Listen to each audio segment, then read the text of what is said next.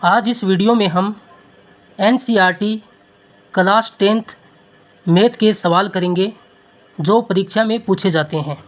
पहला सवाल दिया है, द्विघात समीकरण 3√3x² प्लस 10x प्लस √3 बराबर 0 का विभक्तिकर होगा। तो हम जानते हैं द्विघात समीकरण क्या होती है।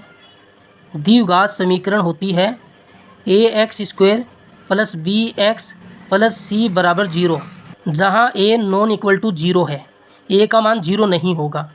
और हमें द्विघात समीकरण क्या दी है, 3√3x² प्लस 10x प्लस √3 बराबर 0। हम इन दोनों की तुलना करेंगे तो a, b और c के मान निकाल लेंगे। यहाँ देखिए x² के गुणा में a है, यहाँ पर x² के गुणा में 3√3 है, तो a का मान 3√3 होगा। x के गुणा में b है, यहाँ पर x के गुणा में 10 है, तो b का मान 10 होगा। और यहाँ पर c है और यहाँ पर √3 है, तो c का मान √3 होगा। हमें ज्ञात करना है विभक्तिकर। विभक्तिकर को d से डिनोट किया जाता है और इसका फॉर्मूला होता है b² माइनस 4ac। इसमें मान हम a b c के रखेंगे तो इसका विभक्तिकर आ जाएगा। b का मान 10 है, 10 का वर्ग हो जाएगा, फिर माइनस 4, a का मान कितना है 3√3, फिर गुणा में c, और c का मान कितना है √3। यहाँ पर हम 10 का वर्ग करेंगे तो 100 आएगा, फिर माइनस 4 का 3 से गुणा करेंगे 12 आएगा, √3 का √3 से गुणा करेंगे तो 3 आएगा। 100 माइनस 12 का 3 से गुणा किया 36, 100 में 36 को घटाएंगे तो 64 इसका आंसर होगा। ऑप्शन डी इसका सही है। फिर दूसरा सवाल दिया, यदि 18 a b और -3 समांतर श्रेणी में है तो a प्लस b का मान ज्ञात कीजिए। हमें इस a और b का मान ज्ञात करना है, फिर इन दोनों को जोड़ना है। तो यहाँ पर हमें कितने पद दिए, 1 2 3 4 पद दिए हैं।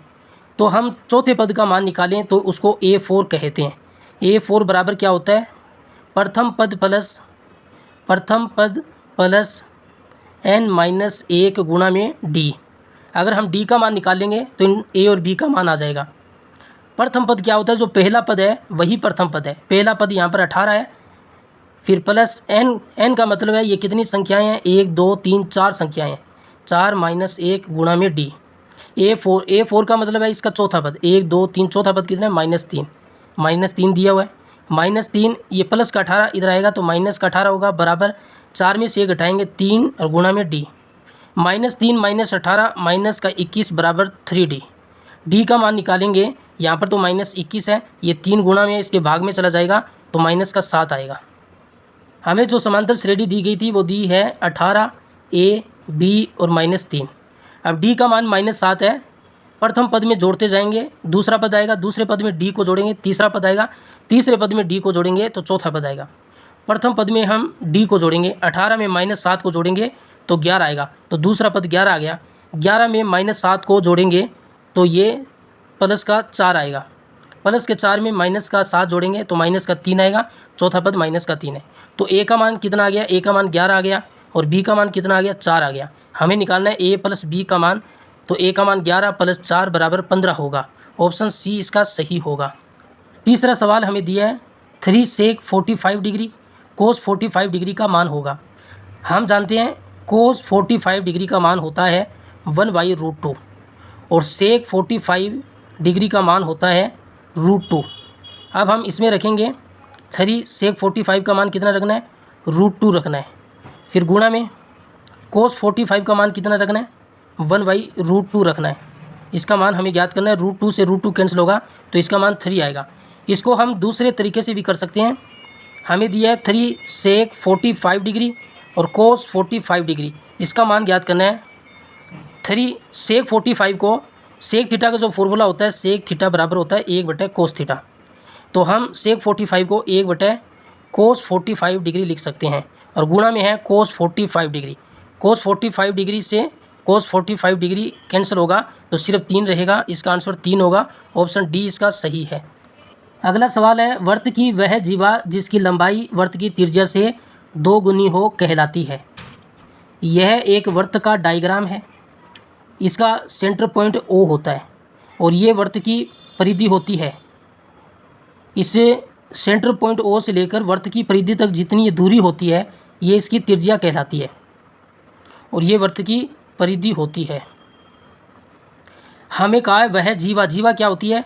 जब वृत्त के दो बिंदुओं को हम इस तरीके से मिलाते हैं, ये जीवा दो बिंदुओं पर प्रतिच्छेद कर रही है, तो ये वृत्त की जीवा है। और यहाँ पर भी खींचेंगे तो ये भी वृत्त की जीवा होगी, यहाँ पर भी खींचेंगे तो ये भी वृत्त की जीवा होगी, और इस तरीके से खींचेंगे तो ये भी वृत्त की जीवा होगी। हमें बताना है वह जीवा जिसकी लंबाई वृत्त की त्रिज्या से दोगुनी हो कहलाती है। वृत्त का जो व्यास होता है वो त्रिज्या का दुगना होता है, 2 गुणा त्रिज्या। तो ये जो इतनी दूरी है ओ से लेकर, यहाँ बी बिंदु है, यहाँ पर ए बिंदु है, ओ से लेकर बी बिंदु तक जो इसकी दूरी है वो त्रिज्या है, और ओ बिंदु से लेकर ए तक जो इसकी दूरी है वो भी इसकी त्रिज्या है। तो देखो ये पूरी लंबाई त्रिज्या की दुगनी हो गई, आर प्लस आर कितनी होगी? 2r हो गई, त्रिज्या की दुगनी हो गई। तो व्यास क्या होता है? ये भी 2r होता है। तो ये वाली जो जीवा है ए से लेकर बी तक, ये त्रिज्या की दुगनी है और इसी को हम वृत्त का व्यास कहते हैं। वृत्त का व्यास कितना है? त्रिज्या का दुगना है। तो ए से लेकर बी तक जो जीवा है, ए से बी तक जो लंबाई है वो जीवा वृत्त की व्यास कहलाती है, जो कि त्रिज्या की दुगनी होती है। तो बी ऑप्शन इसका सही होगा। अगला सवाल है, एक वृत्त की त्रिज्या 3.5 सेमी है तो वृत्त की परिधि होगी। ये वृत्त का डायग्राम है और इसका सेंटर पॉइंट ओ है, और ये वृत्त की परिधि है। ओ से लेकर वृत्त की परिधि तक जो ये दूरी होती है ये वृत्त की त्रिज्या होती है। इस त्रिज्या का मान हमें दिया है 3.5 सेमी, और ये जो पूरी दूरी है इसका पूरा एक चक्कर ये वृत्त की क्या होती है? परिधि होती है, वृत्त की परिधि। तो वृत्त की परिधि का मान हमें निकालना है। तो वृत्त की परिधि का फॉर्मूला होता है 2πr। 2 गुणा पाई का मान नहीं दिया है तो हम 22/7 रखेंगे। आर का मान कितना दिया है? त्रिज्या का मान 3.5 सेमी दिया हुआ है। यहाँ पर देखिए एक संख्या के बाद दशमलव है, इसको हटाएंगे तो भाग में 10 लगा देंगे। एक संख्या के बाद दशमलव हो तो एक के आगे 1 जीरो लगाना है।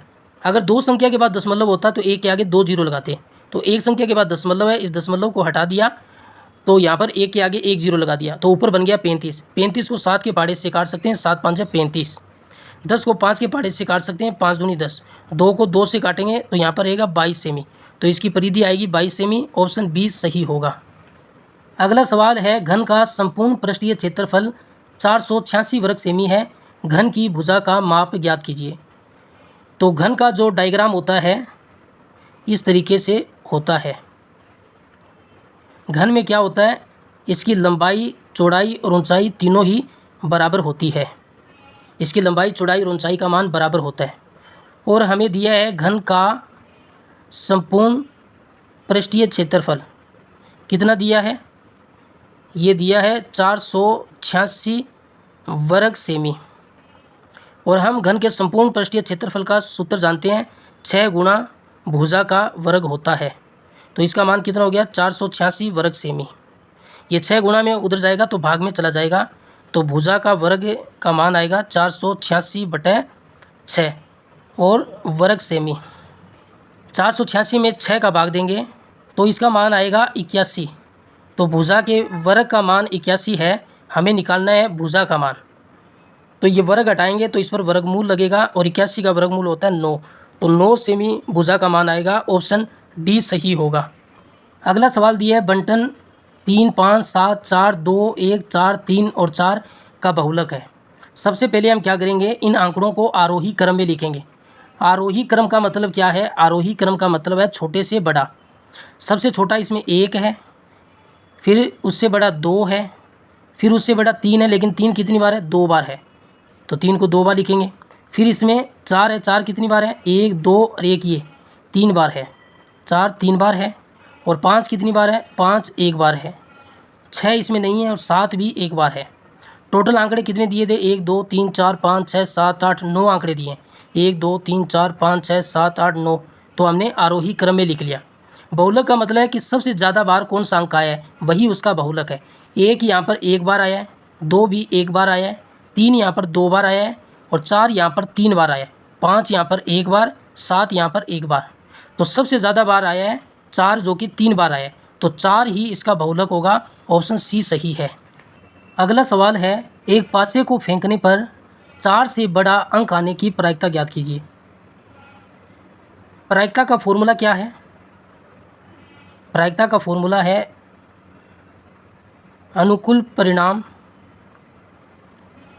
और बटा में कुल परिणाम। तो पासे के लिए कुल परिणाम कितना होगा, टोटल उसमें कितने अंक हैं। अगर हम पासे को फेंकते हैं तो उसमें 1 भी आ सकता है, 2 भी आ सकता है, 3 भी आ सकता है, 4 भी आ सकता है, 5 भी और 6 भी। तो कुल परिणाम कितने होंगे, 1 2 3 4 5 6। तो कुल परिणाम 6 हो गए। लेकिन सवाल में दिया है 4 से बड़ा अंक आने की प्रायिकता। तो 4 से बड़ा अंक होने के लिए अनुकूल परिणाम क्या होगा, 4 से बड़ा अंक होने के अनुकूल परिणाम। 4 से बड़ा 5 भी आ सकता है और 6 भी आ सकता है। ये दो ही हो सकते हैं क्योंकि उसमें 6 ही अंक होते हैं, या तो 5 आ सकता है या 6 आ सकता है। तो अनुकूल परिणाम कितने हो गए, 1 2 2 हो गए। हम इस फॉर्मूले में रखेंगे तो यहाँ से हम प्रायिकता निकाल लेंगे। अनुकूल परिणाम कितने हैं, 2, और कुल परिणाम कितने हैं, 6। 6 को 2 के पहाड़े से काटेंगे, 2 एकम 2 और 2 तिये 6। तो 1/3 इसकी प्रायिकता होगी। ऑप्शन बी इसका सही होगा।